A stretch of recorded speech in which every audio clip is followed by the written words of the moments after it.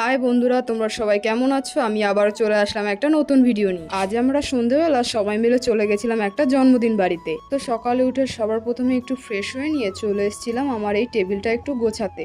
আমার এই সাজা জিনিসের টেবিলটা আমি যতই গুছিয়ে রাখি না কেন, গোছানোর দুদিনের মধ্যেই আবার সব এলোমেলো হয়ে যায়।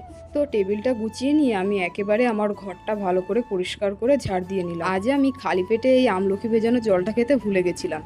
আজ দুপুরের রান্নাটা আর আমাকে করতে হয়নি, তাই একটু তাড়াতাড়ি স্নান করে চলে এসেছিলাম। আজ একটু আমি নেল পালিশ পরেছিলাম, কারণ অনেক দিন ধরেই পরবো করেও পরা হচ্ছিল না, আর আজকে একটা জন্মদিন বাড়ি নিমন্ত্রণ ছিল, সেই উপলক্ষে আজকে নেল পালিশটা পরেই নিলাম। তোমাদের তো ভিডিওর প্রথমেই বললাম আজ আমাদের একটা জন্মদিন বাড়ি নিমন্ত্রণ আছে, তার জন্যই আমি সন্ধ্যার ঠিক আগে আগে রেডি হয়ে নিচ্ছিলাম। সিম্পলের মধ্যে একটুখানি সেজে গুজে বেরিয়ে পড়েছিলাম জন্মদিন বাড়ি যাওয়ার উদ্দেশ্যে। প্রথমেই আমরা জন্মদিন বাড়ি যাইনি, প্রথমে আমরা চলে গেছিলাম বাজারে। ওখান দিয়ে একটা গিফটের দোকানে গিয়ে আমি নিয়েছিলাম এই ডান্সিং ক্যাকটাসটা, আর আমার দাদা নিয়েছিল এই রোবটটা।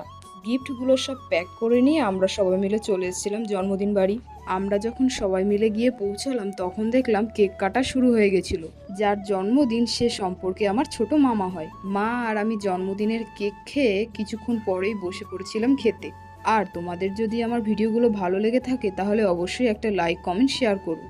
জন্মদিন বাড়ির প্রত্যেকটা রান্নাই খুব সুন্দর হয়েছিল।